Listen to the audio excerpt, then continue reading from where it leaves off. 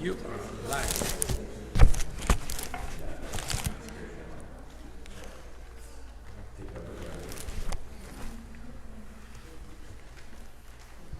Okay, let's start a couple of minutes.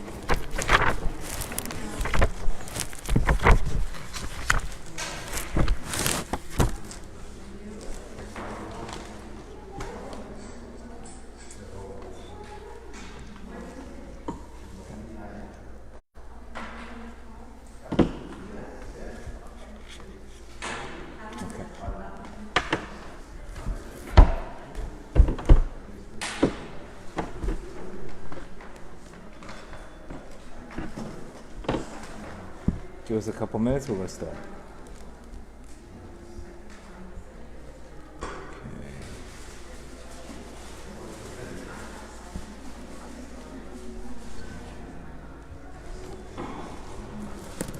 Anybody know what Hitbodedut is? Everybody a little familiar with it? Everybody familiar with Hitbodedut? Okay. So this is going to be an exercise in practice.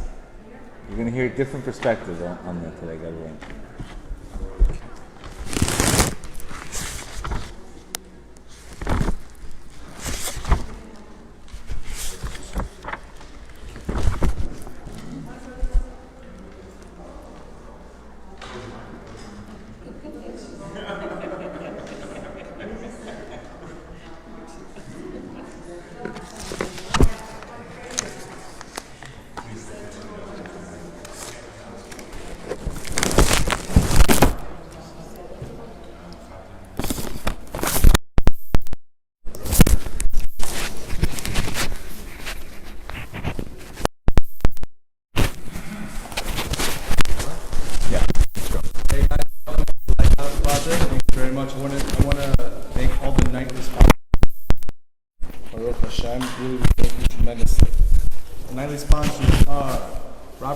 In honor of his son's bar mitzvah, Yosef ben Rabba Simcha.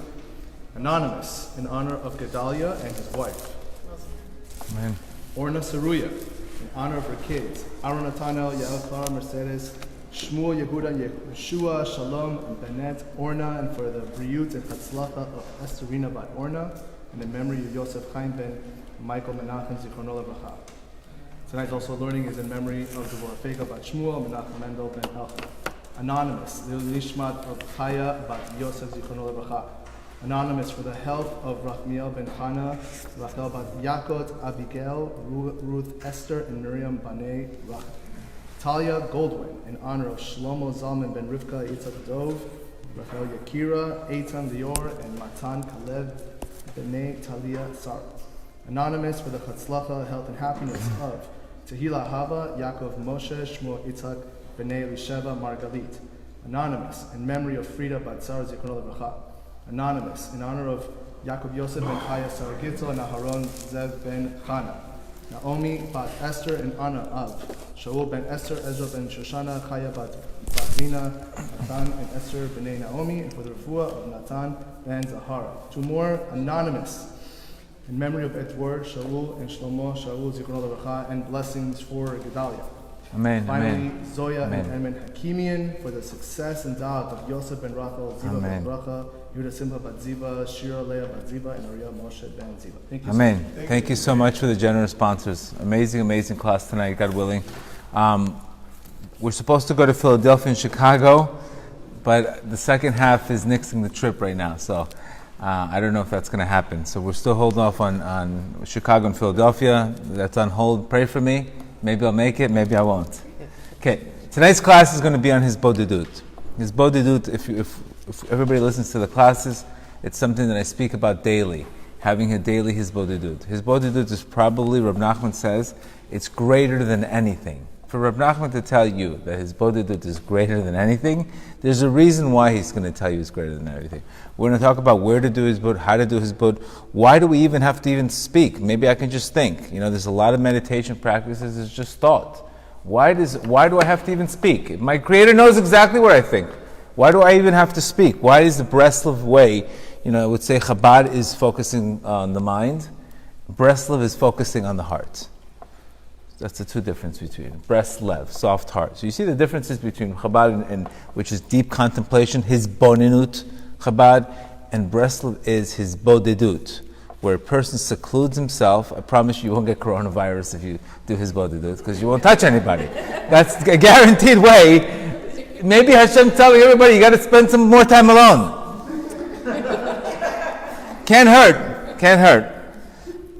And it's a place where you can go and you can literally change your life. It's definitely changed my life since I've been doing it. I think 10 years already I've been doing it. It's definitely changed my life. 99% of the problems that I have are dealt with in prayer. Reb Nachman tells us that our all your wars in life are prayer.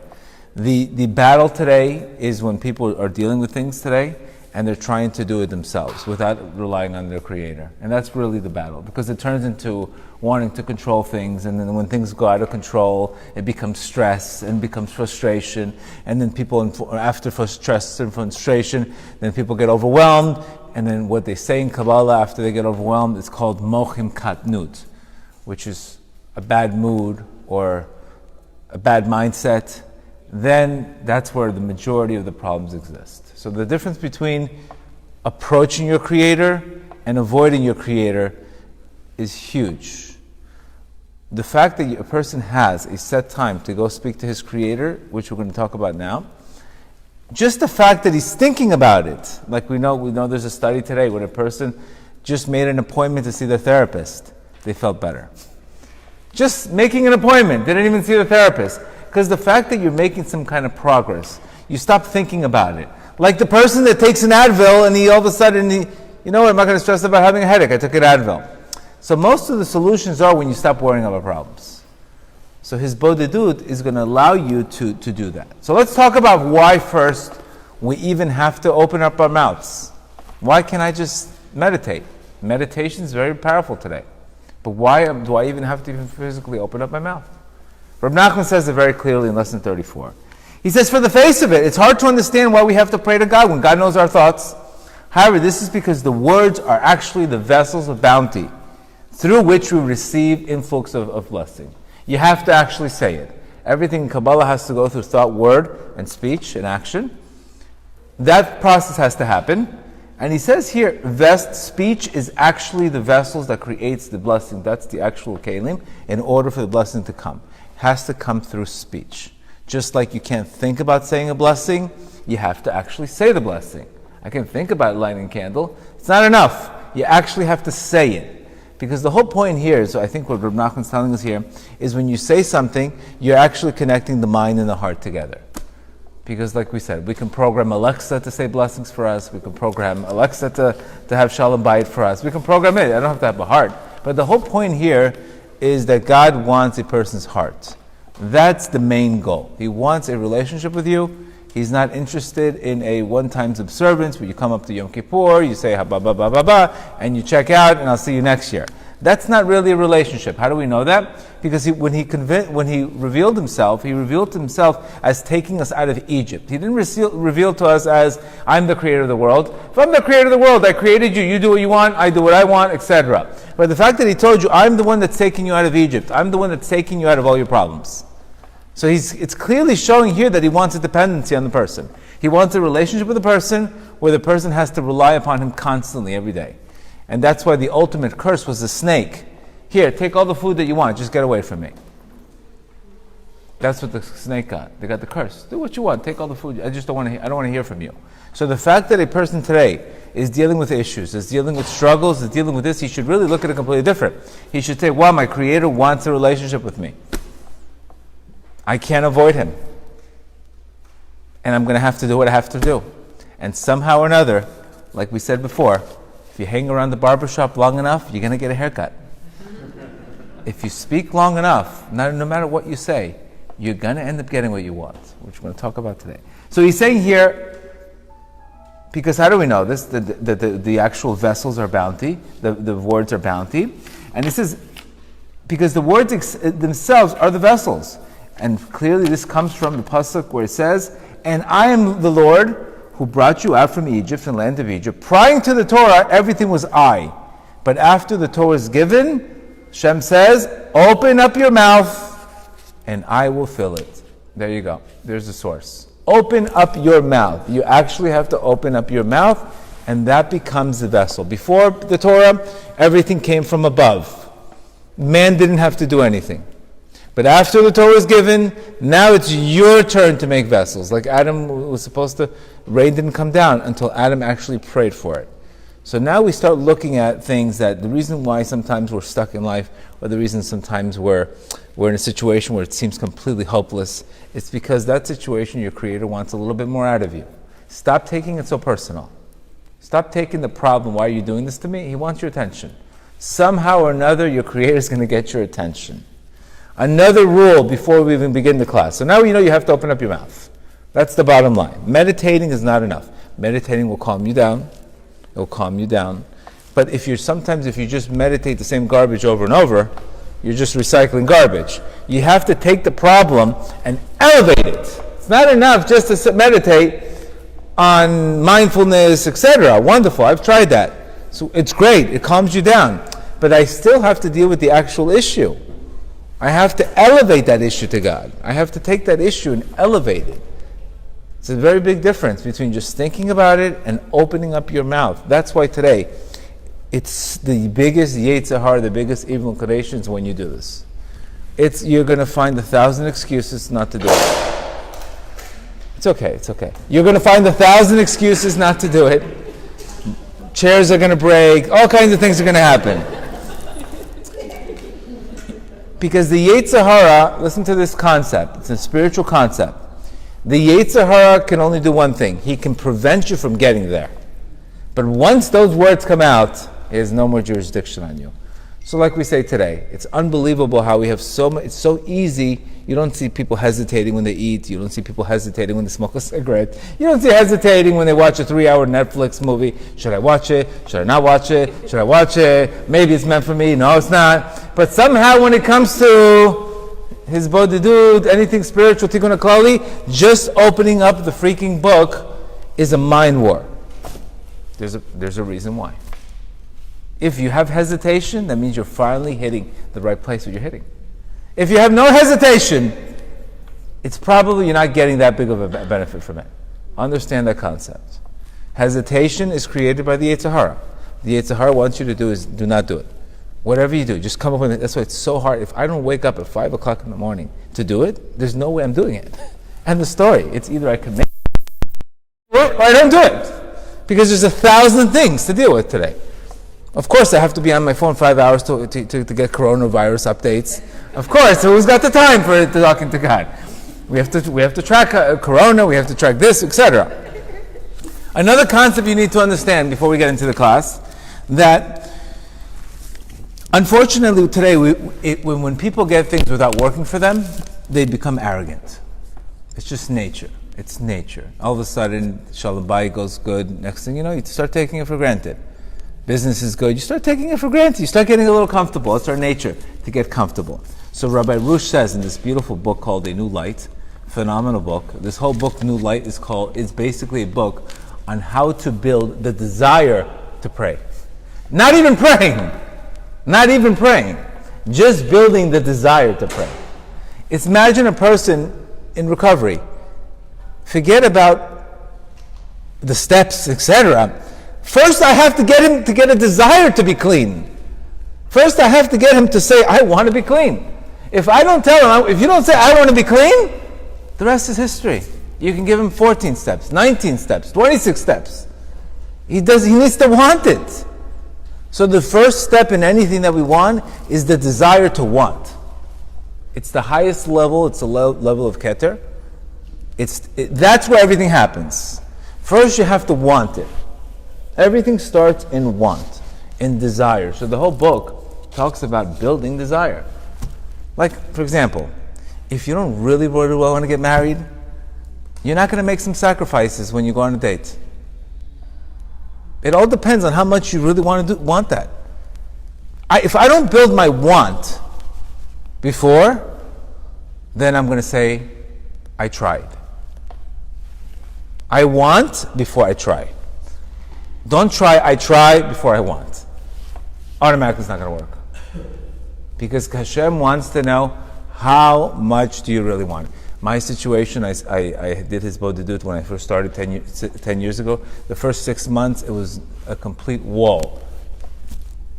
It was like like convincing a Moroccan to apologize.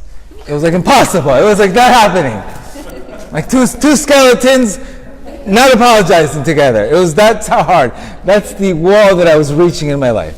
It was physically impossible. Literally, it was impossible. But I know this is what Reb Nachman says. I have to continue, no matter what. But it was literally a wall. I felt like I was talking to the wall, literally. But I continued, and one day the wall broke, and that was the rest of it. That was my experience. 6 months of complete wall. Who has that kind of determination? Hopefully, it's not the case with you guys. But I'm trying to, because I needed to go through that level to get to where I am today. That was my test. So the beginning of anything, let's understand something. People today, again, another pattern that I've seen, people, they want results so quickly. So they want to start praying, and the words are not coming out like in 3 seconds. See, it's not working. The words will come, and they come. You have to be patient. They come. They build first. The first step is, like I said, if a person is struggling in the beginning with anything, he should not talk about the exact Hitbodedut. He should say, I want to do it. The I want has to be so strong, because if the I want is so strong, that breaks everything. It should be just desire. Desire is in the level of keter. Desire is in the level of will. There's nothing greater than desire. Like our sages say, nothing can stop a desire. Where there's a will, there's a way. So that's the first thing that really has to be anchored down to a person. How much do you really want it? Just like we talked to an addict. How much do you really want to be clean? Then you wouldn't be making excuses. You would just be all in. When you say, I want it, I'm all in. I'm all in. There's everything else is not an option.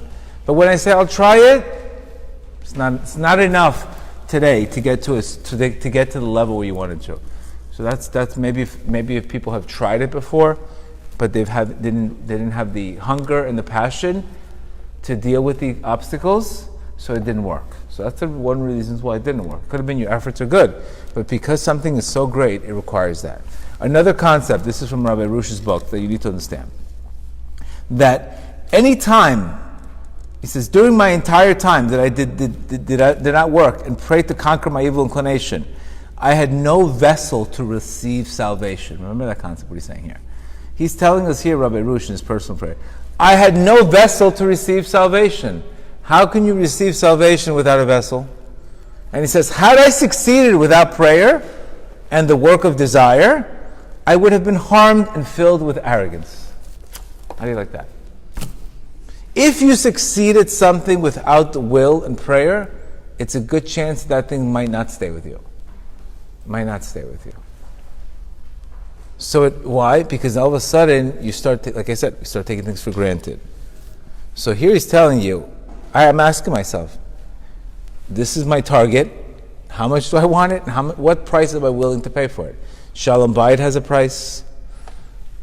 Business has a price. Hitbodedut has a price. Helping people everything has a price. And you have to figure out what the price is and ask yourself, am I willing to pay that price? That should be your approach on absolutely anything that you're doing spiritually. Getting married has a price. Everything has a price. There's a price for everything, because why? That price that I pay will create the kalim. Because if I get it for free, I'm going to fill it with hardiness, and I'm going to say, listen, I didn't pray for it before. Why? I'm assuming everything should be good, should be normal. But no, your Creator wants you to build vessels, and that's why He's making things difficult for us. Another concept that he says here in Rabbi Rush, he says, therefore a creator placed us in a world of complete concealment, full of obstacles, difficulties, emotional, physical. My Yetzer Hara tells me to go right. My good inclination tells me to go left. Don't blame yourself and don't think less of yourself because you have obstacles and you have problems in certain areas of your life. Number one, everybody has them. You have to have them, and that's exactly what you're here to conquer through the work of will and Hitbodedut. Don't ever. The worst thing you could do in the world is incriminate yourself. Absolutely, the worst thing you could do. I should have done this. I should have done that. I could have done better. Okay, did you win or did you learn? But never do we want to create negative speech, like the problem with Adam. He made the mistake and then he persecuted himself and he ran and he fell. He's saying he got depressed. That's what we don't want to do. What do I need to change? If something is not working, I need to change two things: procedure or perception, and the story. If it's not working, it's the way I'm looking at it or the way I'm doing it. Stop incriminating yourself in any form of that, because you're not going to have the koach, the strength, if you incriminate yourself. It's enough dealing with the obstacle. Next thing you know, you're dealing with the self-talk, the negative self-talk. How are you going to win? It's literally impossible. And that's the work of the Yetzer Hara, to create that, the person creating negative speech and focusing on the failures and etc. So it's very important. Never, again, in Breslov, number 101 rule is always cry out with your good points. Never address the negative points as far as, I'm not good enough, I always make mistakes, this always happens to me, because he's telling you he created you like this. He created you like this. He created you with the Yetzer Hara, he created you in concealment, he created you with all kinds of issues. Spiritual issues, mental, all these issues the person's created with. And he's here in this world to overcome them, not to understand them all the time. Like we said, we have to overcome evil, not understand evil. Because if we try to understand evil, we might get stuck there for misery. You have to overcome it through emunah. But never for one sake should a person have any kind of negative speech about himself. Because when you start with that kind of speech, your mouth begins to become the opening for the Yetzer Hara to come into you. Like we said, do not open up your mouth to the Satan. Don't open up your mouth to the evil inclination. How do you do that? By talking negative about yourself. How bad is my life going to get? When am I going to get married? All these things. This is negative speech. We don't want to say that. We want to focus on the game plan, not on why things are not working. So this is exactly what we have to do. We all have issues. We all have things in our life that we don't like, and our Creator gave it to us like that. It's not your fault. This is your battle that He wants you, and this is the battle that He wants you to come closer. Me would be taking things personal. That's my battle in life. So I work on myself. If I don't work on myself, it's a disaster, my emotions. If I work on myself, I thrive. If I don't work on myself, it's a disaster. Ultimate disaster. I could be from the greatest mood to the worst mood in a split of a minute if I don't work on myself. End of story. In a minute. If I work on myself those days, great. If not, you know what Scorpios are. Not only will they hunt you down, but they'll kill you afterwards.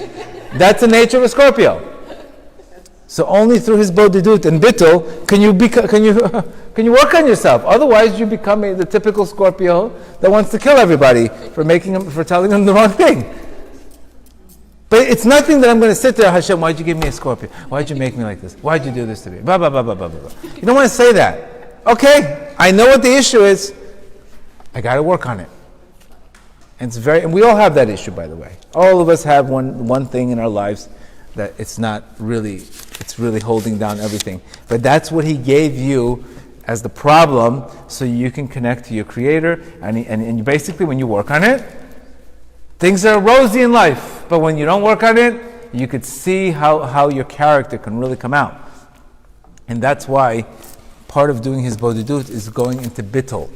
Bittul means nullification. Bittul means closing your eyes to oneness. So it's nothing wrong with having the issues that you have. That, and this, and that, and that. When I look at people, as much as people want to be perfect, I know everybody has problems. I hear the phone calls. When you see the postcards on Instagram that they're on the beautiful vacation, I hear the phone call. This picture is this person? I don't believe it. How could that? You're shocked.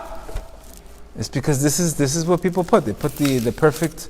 They put the highlights of the game, the first 3 minutes of the highlights, all the top plays, and then they forget about the rest of the 56 minutes of life. So number one, before you do Hitbodedut, because what happens is there's a rule in life. You're never gonna spend time with a person you don't like. Correct? Your person you don't like. Why would you spend time with that person? So if you're having a hard time doing Hitbodedut, but if you're having a hard time talking to God, it's because sometimes I don't want to speak, I don't want to deal with myself, I don't want to deal with my issues. So of course I'm going to avoid it. See the issue? So first is a zamra. A zamra is love yourself. And then come to Hashem with all the garbage that you have and all the issues that you have and the mother-in-laws and this and that issues and elevate it to your Creator. That's what you're there. You're there to literally take out the garbage of your life every single day. Because if we do not take out the garbage every day in our lives, you know what's going to happen? We're going to become pressure cookers. Yes, that means somebody's going to say something to you, he's going to get you in the wrong mood, and boom, you're just going to explode on people all day long. So we have to have a method to get rid of our anxieties and get rid of our fears and get rid of all of our issues and elevate them to our Creator through bittul. And then what happens is after a good Hitbodedut, you will feel completely like you lost 50 spiritual pounds. That's a good indication you prayed the right way. How did you know you prayed the right way? When you feel completely lighter after the experience. You're feeling light. You feel like you spoke to somebody and you let it out. You just let out all the issues that you had. Okay, I let everything out. Now I'm ready for the day. Now I'm ready for the day. Okay, so just to review, always love yourself before. You will never spend time with somebody you don't. Also, you need to get rid of any kind of previous makshavot you had towards prayer. See, it's sometimes when we just learn something, the ego could say, listen, I'm learning, then people are going to think I'm smart. So there's an aspect of the ego there. But when you pray, there's no ego. Who's watching you? It's you and your Creator. There's no games. So sometimes people can learn, they're learning just to become smarter or to become sharper. Oh, look how smart he is, look how smart. No, but prayer is something where it's you and your Creator. There's no ego. There's no ego. There's nothing. What rewards are you getting? Nobody's watching you. So it's something where it's really, really emet. Okay? Lesson 124. We're going to talk a little bit and then we're going to go into the process. Lesson 124. Reb Nachman says something beautiful. When a person speaks before the Holy One and explains his words using argumentative and entities, please, he wants to sort of defeat God, so to speak. The Holy One takes great pleasure. Believe it or not, just like the father wants to be convinced so bad that the child should give him an argument on why he should give him something, the father wants to give the child so badly, but the child has to come up with an argument to plead to his father why he should do this. For example, I was lucky that as soon as I got divorced, I got married really quick, 60 days. My prayer was not really, find me a shidduch, find me a soulmate, none of that stuff. I said, listen, I'm 33, I'm in Miami, I don't want to sin, I don't want to go into that world again. I've been there, I don't want to go into that world again. That was my prayer. It was a prayer for spirituality, a prayer for honesty. Next thing you know, oh, you don't want to sin? Spiritual? Here you go, here's your soulmate. There you go. The prayer was from the heart. I don't want to sin. You don't want me to sin, I don't want to sin, so you fix it. And literally my wife came walking into my house. Walking into my house, I had a Shabbat dinner, she came right into my house, exactly. So when you pray with good intentions, because if you just pray with a soulmate, this, okay, you pray because you don't want to be alone, you don't want this, etc. There's an aspect of the you. But when you pray, I don't want to sin, I don't want to go, I don't have, my Yetzer Hara is too strong, I don't have the temptations, I don't have the head for it, I don't want to be tested in this department anymore. Please, fix this problem. So when you pray like that, what are you doing? You're going to get answered. Because it's not a prayer for physicality, it's prayer for spirituality. He has to give it to you. Anytime, there's a rule in life. Anytime you pray for spirituality, you get answered. They don't check your merits. They don't check you out so much. When you pray for other things, they do check you out. Oh, what does he want the money for? Oh, he wants to buy a nice car, he wants to this. It's a whole different story. But when you pray through spirituality, you will get it. Just like you could say, Hashem, you told us that you dwell in a house when there's shalom bayit, and you don't dwell in a house when there's no shalom bayit. So I want you to dwell in my house. Tell me what I need to fix. Instead of saying, please God, let my wife leave me alone. I just don't want to be bothered anymore. Please let her leave me alone. I can't take it anymore. That's not really shalom bayit speech. But when you say, I want you to dwell in my house. I'm in pain that you cannot dwell in my house. That prayer gets answered because that's a prayer of spirituality. Spirituality. So what your Creator wants you to do is He wants you to use an excuse like a good salesman. He wants you to sell Him on why He should give you something. That's part of Hitbodedut, creating a conversation on why He should give you something. Why He should give you something. You know what He does? Here He's saying something so beautiful. The Holy One takes great pleasure from this. He therefore sends him the words in which to defeat him. How do you like that one? It's like an open book test. He will send you the words on what to say so you can defeat him. So it's not, the problem here is if we just did it and we stop judging the prayer, we stop overthinking it, we just let it be. The words will come out of your mouth, things that you'll never think you would pray about, they're going to come out. You know who's sending you the words? Your Creator. Your Creator is sending you the words. Isn't that unbelievable? Your Creator is giving you the words on how to defeat Him. Because it would be impossible for a man to defeat his Creator. So when a person says, I want this, and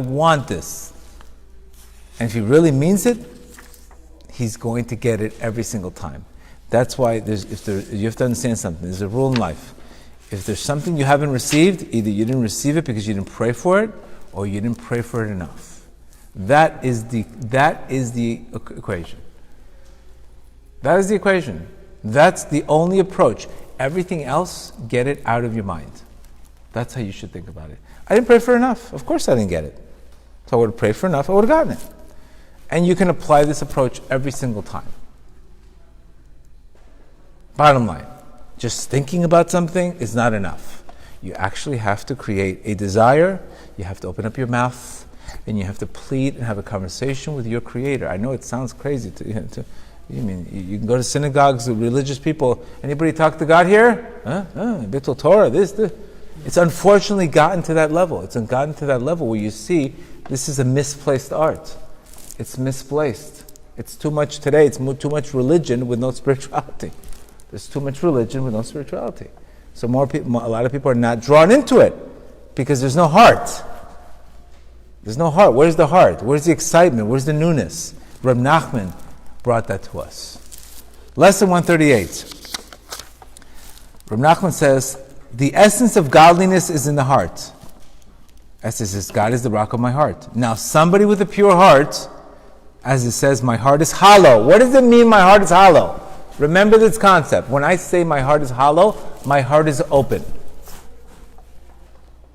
When you come with an open heart, what does it mean an open heart?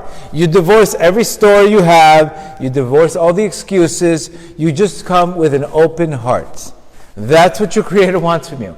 No baggage, no the excuses, no this. You come with an open heart. You know what He says? You're going to know future events. Why? Because your Creator is going to give you the wisdom in your heart. This is what our sages, the pasuk says, that God placed wisdom in the heart of those who are wise-hearted. So why is it so difficult today when I'm dealing with negativity? The chairs are breaking all day long here. Why is it such a problem? What is negativity doing to me? Holding on to a grudge, holding on to stress, being anxious about this. It's blocking my heart. That's the problem. This is a bigger problem than PTSD, anxiety, this, that. All of this, it stops you from praying. It loses your connection. When you're holding on to a grudge, and you're holding on to hatred, and you're holding on to resentment, you're not praying. How do you like that one? You are not praying. Bottom line. So it's either you hit the stick, or you forgive the stick, and you say, I'm ready to have an open heart. Because the whole point is, when I have that, I have to become a vehicle for godliness to come to me. And godliness can only come to a person when a person is in a state of yeshuvadat, when a person has a settled mind, when he's in a state of simcha, when he's in a state of happiness. So it's not that simcha, oh, be happy, not be happy, good be happy, this be happy. It's if I'm not in a state of simcha, I do not have an open heart. If I do not have an open heart, my Creator is not going to dwell with me. So I have to do whatever I have to do in that situation in my life, either to change my perspective, either to forgive that person, or to let it go, or to jump into emunah, or to jump into bitachon. I have to do whatever I have to do in my life to deal with whatever I have to do to make sure that my heart is open.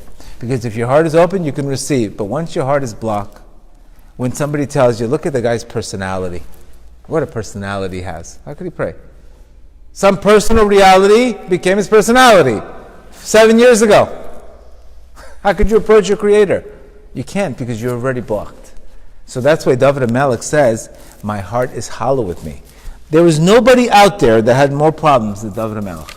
And we know what did David HaMelech write? He wrote the book of Psalms. What is the book of Psalms today? The book of Psalms is David HaMelech waking up at midnight and doing his Hitbodedut, and talking about all his enemies and all his problems in his life. And the book of Psalms, when somebody tells you, listen, this guy's sick, read Tehillim, what are you tapping into? You're tapping into the Hitbodedut of David HaMelech at midnight, dealing with all his enemies. It didn't say that he's clogged, and he could have been, listen, here, God, you gave me too much. It's not enough that my son's after me, it's not enough that this one's after me, everybody wants to kill me. And yet he still found a way to have a broken heart and speak to his Creator. He never said, you gave me too much, I'm getting robbed here. See the difference? A broken heart versus depressed. Broken heart, you talk all day long. Depression, close your mouth, end the story. Nothing's fair, I stop praying. So without a broken heart, lesson 138, you can actually know future events. You know how powerful it is when you could wake up in the morning and when the world is suffering from decision fatigue.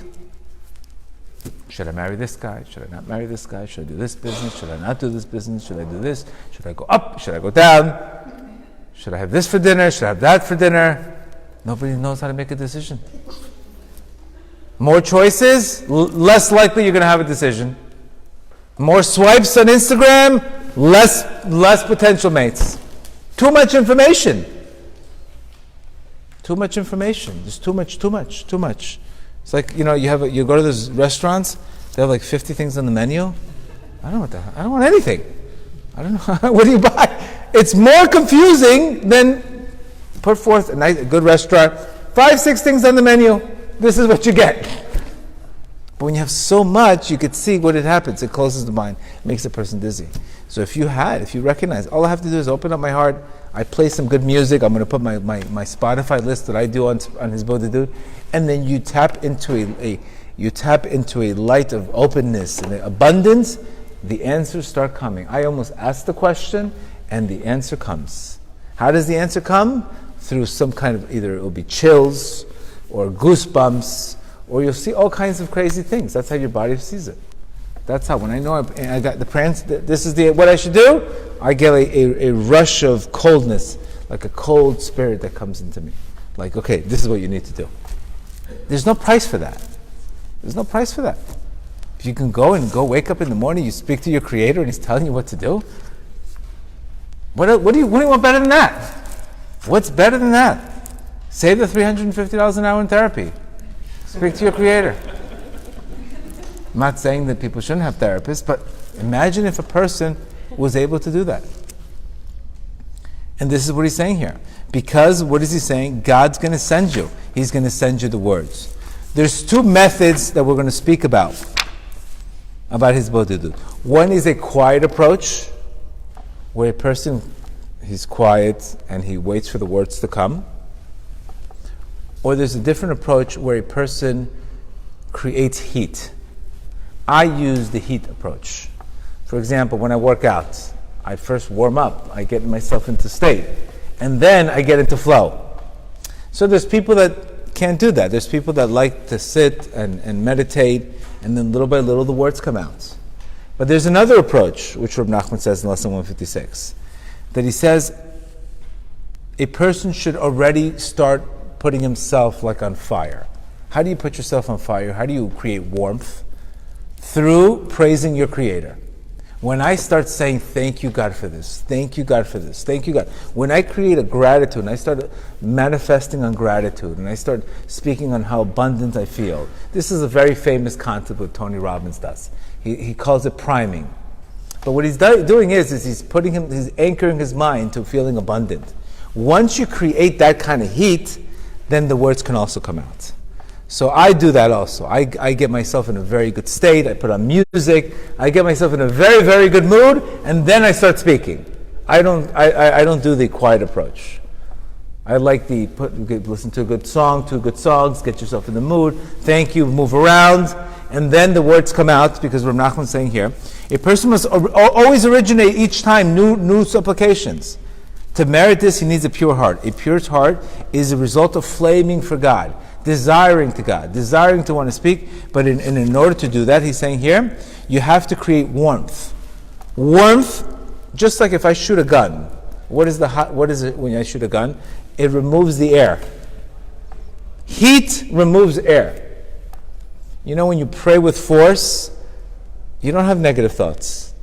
When you pray with force, when you pray with energy, I feel abundant, I feel great. Next thing you know, that heat creates and removes the air. The air is what's confusing us. So my approach is, like one lesson 156, is go through it with fire. Put on music 5 minutes before, warm up, get yourself in a good state, run around, then start speaking. And that works for me 10 times better than just sitting there and saying a one-word mantra or something like that. I like to get in motion. But once you're in motion, whatever stays in motion continues to stay in motion. So you can't become cold. If you really want to get the second one, I start with music. I start with tremendous gratitude. I say I'm grateful for 20 things off the bat. Grateful for this, I'm grateful for this, I'm grateful for this opportunity, grateful for that. And then the gratitude, when you start praising gratitude, then you start feeling a feeling of abundance. And then that abundance creates the speech, and the speech, all of a sudden, Hashem takes over your speech, and you start talking like a bird. That's the way I approach.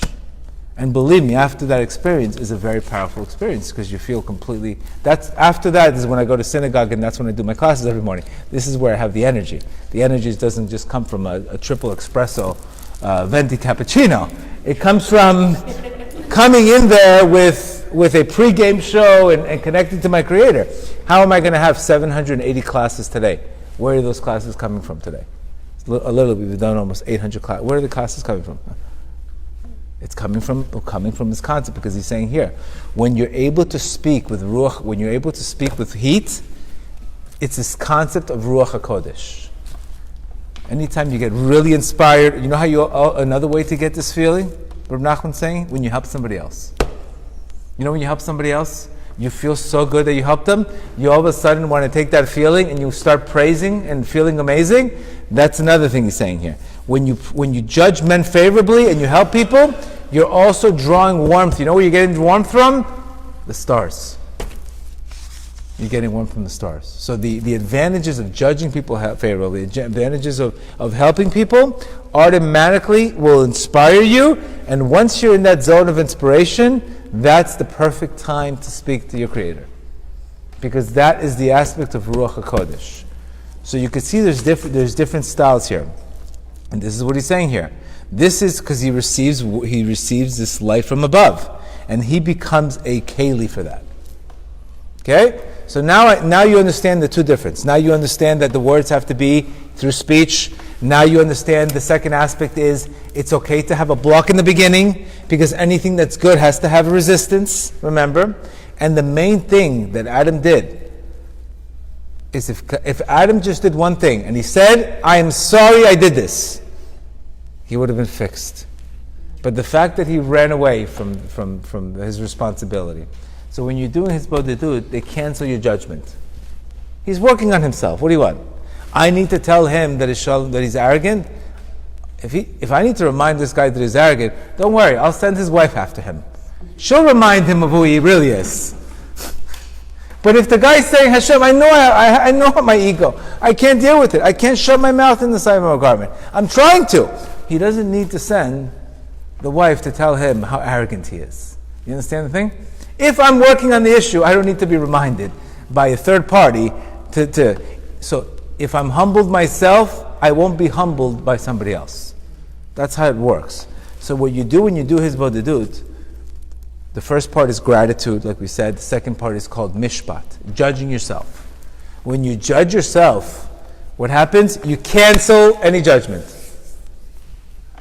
Cancel judgment. The guy's working on himself.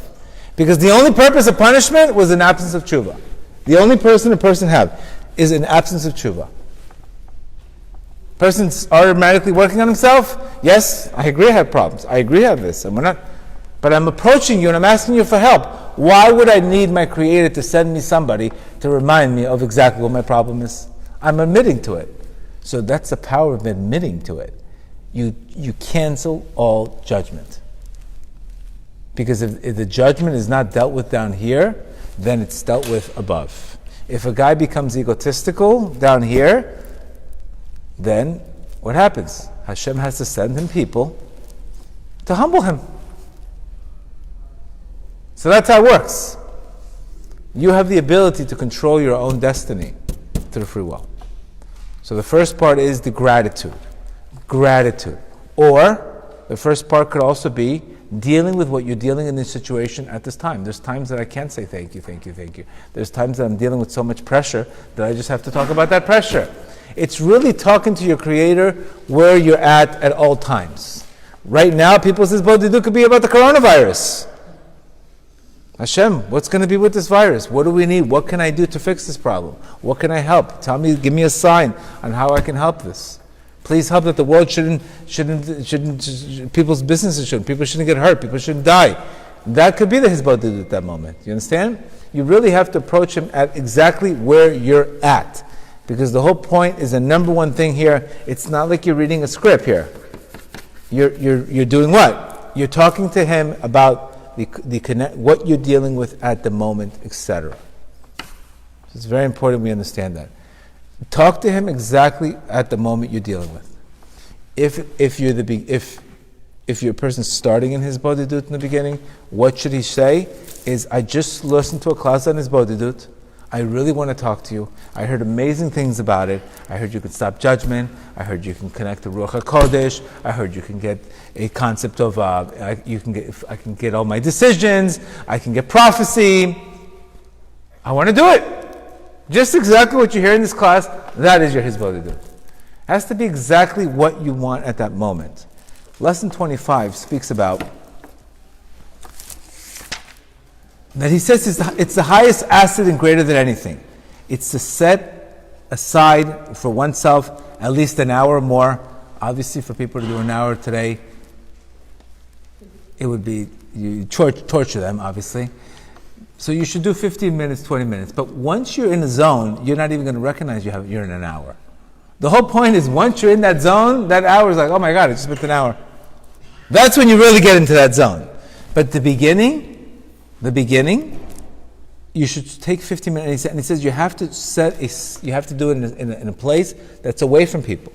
Cannot be crowded. It has to be away from people and has to be preferably in the morning, way early in the morning, or at night, where you're able to get to a place of contemplation. It's hard to do it during the day, in a car. It's hard to do it. It has to be something really secluded, where a person really goes and meditates into bittul. And what does he say here? You have to use claims and excuses to speak to your Creator. And he's saying here, even if you have nothing to say, just to go out there and say, please help me, is amazing. Is amazing. There's times where you're going to be very stressed out and you're going to have nothing to say. And your prayer should be, please help me. And that on that day is considered greater than a day that you're speaking everything. You understand? All of this, the whole point is the service of the heart. The whole Hitbodedut is service of the heart. But like I said, if you work out one day for 3 hours, you might not see a difference. But if you do it every day for 30 minutes or 20 minutes, you're going to see a difference. So there's a difference between intensity over consistency. The more consistent you are, the more results you're going to get. To do it 1 time, 2 times here, once a month, no. You have to figure out a way to steal time from the day to do it. It could cost you sleep. If your problem is sleep, pray that you should not have to sleep so much. Remember, very simple about sleep. Let's remember something very clearly. I could sleep 8 hours a day and wake up exhausted, or I could sleep 6 hours and want to conquer the world. Let's remember, it's not the quantity, it's the quality, and what are you waking up to in the day? What are you waking up? How do you wake up in the morning? Do you wake up with purpose? Do you wake up with light? Or do you wake up with another day, another day, another day? Of course you don't want to wake up. So that's another approach. The sleep has to be refreshed. Doesn't matter quantity. So if it takes in the morning to sleep, you have to do it. You have to do it.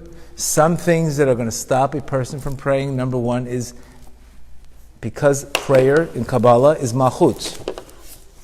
If you look at prayer, is malchut.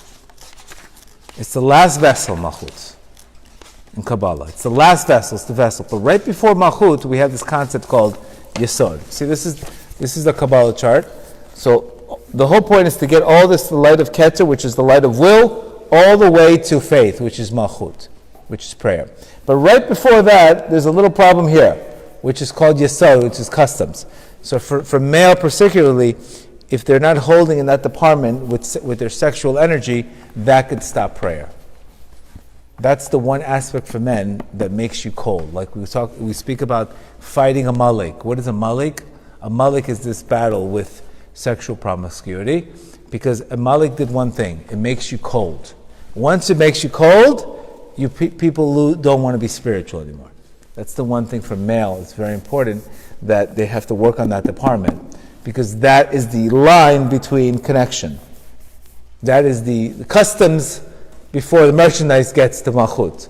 And that's usually the indication that a person, if he's not holding there, he's not going to even want to pray. He's not even going to be interested in his bodedut or his bonenut or this bodedut. Nothing he's going to want.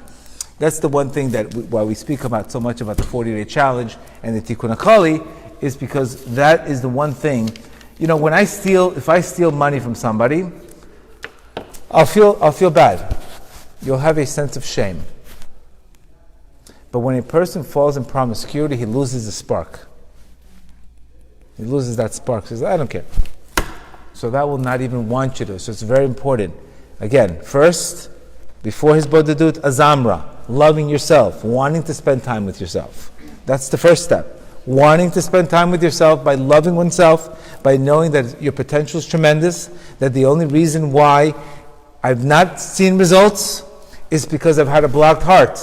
And my blocked heart could have been by not believing in it, or doing it the wrong way, or dealing with trauma, or dealing with things that blocked my heart. It's not that it doesn't work, it's that there is one thing that you need. It's called an open heart. So what you do in the day, if you're careful with this, if you're really careful with this, you're very careful where your energy goes. And you're very careful because you know that you need your heart to pray.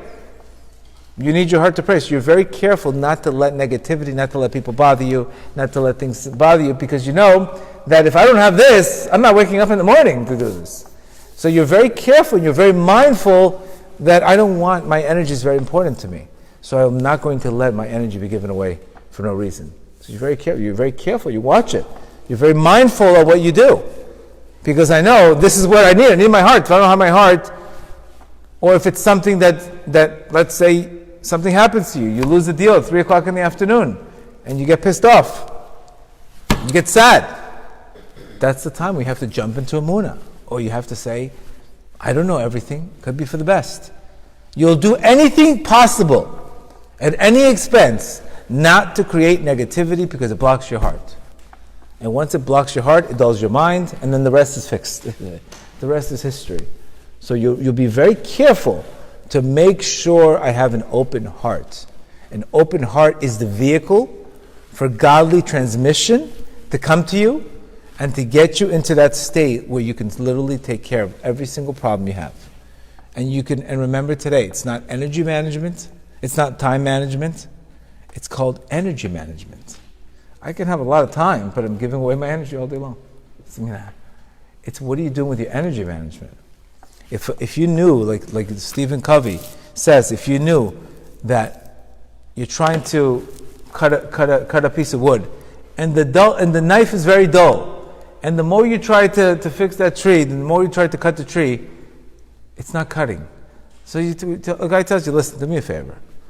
Give me 5 minutes, let's sharpen the knife, and you'll see it will cut right away. I don't have time. Okay? You want to go in life with a dull head? Okay, you don't have time, you're right. So keep on trying to cut the tree with a dull knife. So we have to sharpen our soul. We have to sharpen our minds. How do you sharpen your minds? You sharpen your minds by opening up your heart and connecting to your Creator every single day. And like I told you before, there's times that I wanted to pray for something, and next thing you know, I'm talking about something completely different. You just have to be able to be in a position to receive and be in a good mood. That's it. That's all you need to do. That's it. Like he says, he'll send you the words. What do you want? He'll send you the words. Open up the store, make sure it has a nice window, don't clog it up with garbage, and the customers will come. That's all you have to do. We don't have, people try to control everything. Is the prayer going to get answered? How do I know I prayed well? How do I didn't do this well? Nobody's asking you that. He's just asking you to come to your heart, speak with an open heart, and talk to your Creator, and the words will follow. It's called Ruach HaKodesh. That's what Rav Nachman refers to. You're in a state of simcha, the words will come, and you'll see. So you have to be patient. You have to be careful with negativity. You have to set a set time for this. It has to be in the morning. It has to be a place where nobody bothers you. Use a music list, and then talk about whatever's bothering you at that moment. Not like a victim, but asking your Creator for help, asking your Creator for assistance, asking Him how to deal with issues in life, asking Him for help, asking for strategies, just like a conversation between a child and a father. That is the purpose of this Hitbodedut. Because remember, Rav Nachman tells us in lesson 9 something very important. He's saying prayer gives you energy. Prayer is where your energy comes from. The Baal Shem Tov says the same thing. My prayer is my energy. My energy is renewed in prayer.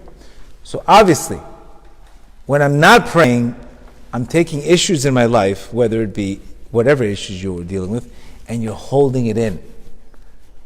And that drains your energy.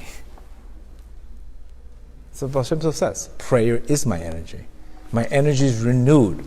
So when you associate prayer, the way the world associates prayer, Hitbodedut today, it says, oh my God, it's so exhausting, I don't know what to say, I'm so tired. 10 minutes, I can't do it. So they're thinking that when they do it, they're going to be drained of energy. It's the complete opposite. Your energy is renewed there.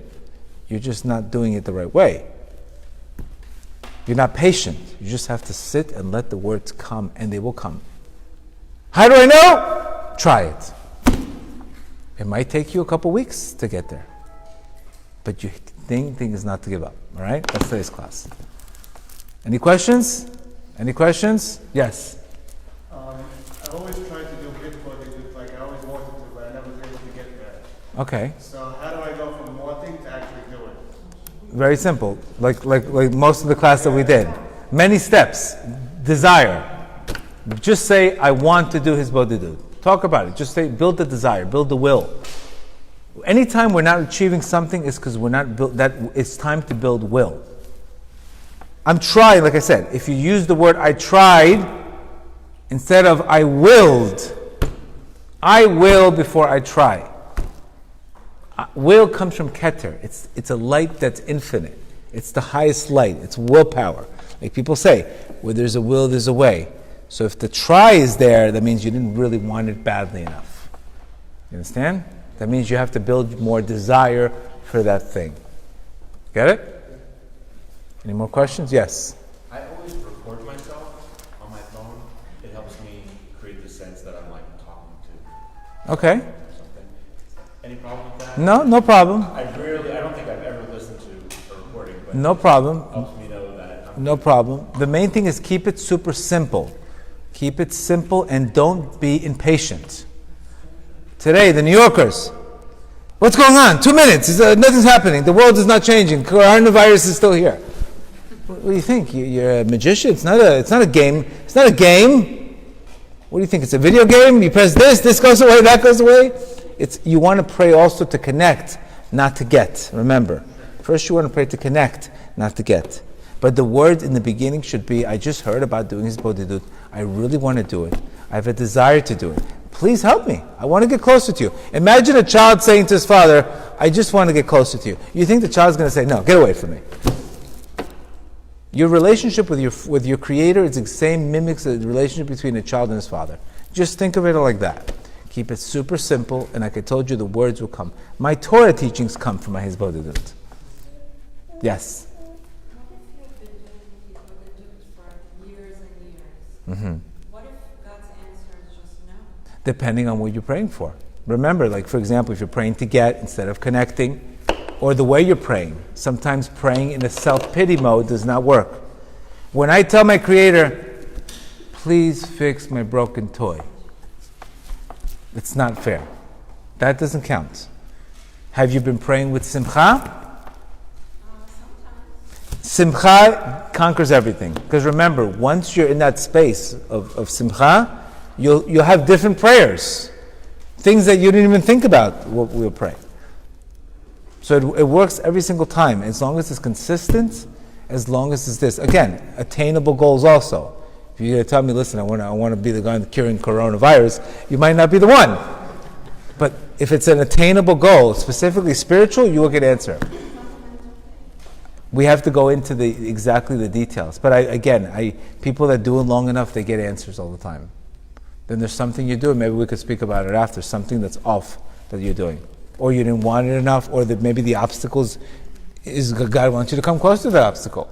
Or maybe you're coming with a clogged heart. So is there a prayer for this unclogged? Yes. Unclog Yes. the heart? Unclog my heart, Creator of the world. Yes. Look, a good suggestion is this book called The 50th Gate. The 50th Gate was a book created by Reb Nachman, Reb Natan Zal. So his book is his personal prayer to his Creator. What does he say here? And so Hashem, my God and God of my Father, have compassion on me and help me to speak to you from my heart, to you with a great deal, until I completely nullify my existence and until my ego is completely absorbed within you. Help me find the best place to pray for.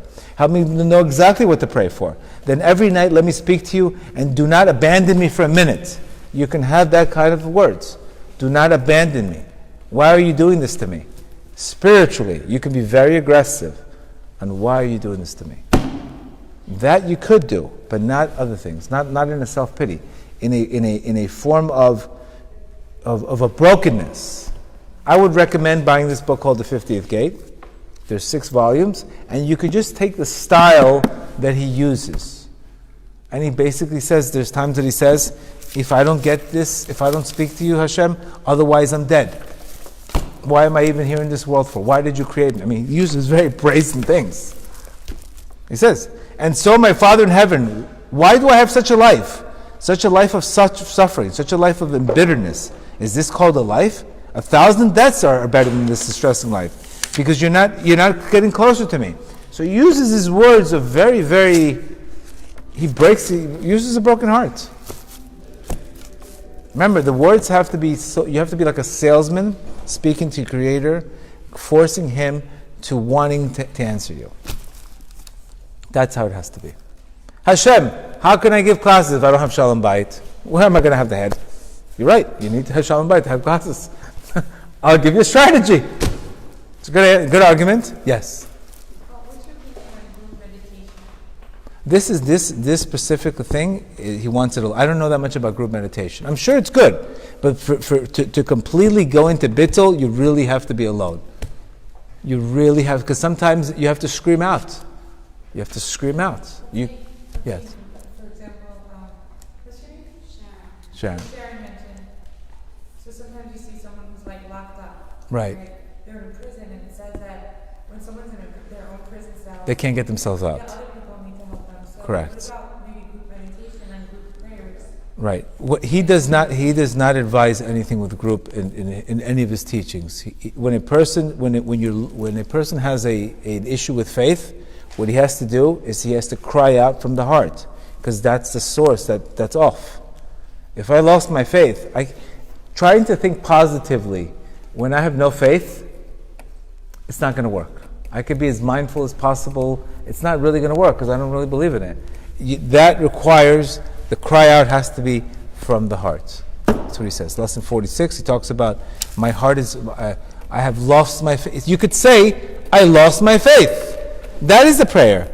I've tried everything. I've lost my faith. Please help me. How can I live without faith? Give me faith. It has to be an argumentative. It could be with chutzpah. Go ahead. Can you do Hitbodedut for somebody else Sure. to see? Well, you can pray for them, of course. Part of it is you can, for example, if you're dealing with people in your life that are bothering you, or people in your life that are giving you distress, difficult people. Somebody who has a problem. Yes. That he's like an addiction, let's say. Correct. What you have to do is, this is called the zamra. What you should do is you should pray, and you should ask your Creator to let you only see the good points in that person. You understand? I should pray when I have a person in my life that's causing me distress. Shh, like that. When you have a person in your life that's causing you some kind of distress, it's usually people very close to you. You got me? Yeah. So normal reaction in any marriages, family, etc., is the one word called resentment. Correct? We know resentment is a marriage killer. So what you have to do instead of resentment, you have to only talk about the good points in that person in his bodedut. You have to say, Hashem, please enlighten me to only see the good points in my mother-in-law, my wife, my father, my husband, my son, etc. And through your judging them favorably, Reb Nachman says, you can change them. So they will judge themselves favorably. It's almost like you send somebody a positive aura, positive light. You see, when somebody's sending you good energy, you know that you see them, you smile at them. But when somebody really, you already see, when is she coming over? I'm out of here. Because it didn't just come, when is she coming over? I'm out of here. There's a lot of thinking before that. Yes. Is it important to understand that we're not always going to get an answer, and that we're not always going to get what we're asking? Correct. Is that something? Yes, for example, if you pray for spirituality, you'll always get the answer. But if it's physicality, for example, sometimes people get stuck. I need to marry Joe Schmo. That's my soulmate. Who says that's your soulmate? Many people get stuck on that person. That is my soulmate. This person exactly. If I don't marry him, I'm finished. That's not a prayer. Maybe that's not the person. Maybe that's not the person for you. You understand? So don't say, when I prayed, I don't want to sin. I don't want to sin. I want to become the best person I could be. I want to go into a relationship to help. And once you become the vessel, you'll attract the person. You understand? The work really is becoming the one, and then the one will come. That's the hardest thing. Instead of looking for the one, try to become the one. Which is, how do I become the one? I start becoming open-minded. I start becoming more flexible. I start looking where I can go to give. That's how you really become the one. I look for somebody that can really help me build, not somebody that can help me put my toothbrush in the right place, and I'm good. That's not really finding the one. You understand? It's finding a jackpot. But that might not be good for your soul. It might be good for financially, but it might not be good for growth. It's a big difference. Some things is good for the pocket, something is good for the soul. It's a big difference. Like Reb Nachman says, the greatest peace is when you marry the exact opposite of you. How do you like that one? when the person is the exact opposite of you. That is the greatest peace. You say it's yellow, she says it's red. Because that relationship, believe me, you are going to wake up and speak to your Creator. Believe me. Believe me. You don't need a wake-up call. You are going to get there and you will speak to your Creator because you are going to say, I don't know what to do. I'm nothing without you. So that is, marrying somebody that's the exact opposite is obviously, if you hire a trainer, he's going to work on your weaknesses. So a good spouse knows what your weakness is, and you go to a place where you can grow. So that's where this is the problem here. Constructive criticism, people don't like it, they take it personal, and the egos get involved too much. It's unfortunate. You have to pray for it. You will not be able to do it by yourself. Only through prayer will you be able to take insults and not be offended. You will not be able to do it by yourself. No way. I've tried it. Impossible. You have to have prayer to ask Hashem, please, when my spouse says something to me, when this something to me, please do not let me retaliate an insult. Let me be like dust, that nothing affects me. You have to pray for it. You have to pray for it. Any other questions? Yes? Where would you suggest us to do it? Inside, outside? I do it outside in my balcony, by the water, in a field, somewhere where there's nobody out there, and specifically earlier in the morning. The effects, prime time is 2 o'clock in the morning, on. The earlier you are, that's when the light comes up. So the earlier light, you're able to get better energy than when it's already 9, 10 o'clock, because there's more interference in the air. There's more pressure in the air. Yeah, I walk around with music. I take the approach of creating a lot of, like a priming, feeling abundant, feeling amazing things in my life, being grateful for my children, being grateful for this, being grateful for my business. Feeling gratitude, that art of joy, opens up your mind, and then the speech follows. The speech follows. You have to, Simcha, Reb Nachman says, first be happy, then be religious. See the difference? You mean you want to be religious and not be happy? It's almost a Hilul Hashem. How could you walk around like you're like 500 pounds on you if you're supposed to be the chosen nation? So it doesn't show such a good message. So if you go to Uman, if you go to the Breslov, everybody's these 90-year-old people, 80-year-old people, they're walking around like teenagers. Nobody gets old in Breslov. Time stops because they're refreshed, they're renewed.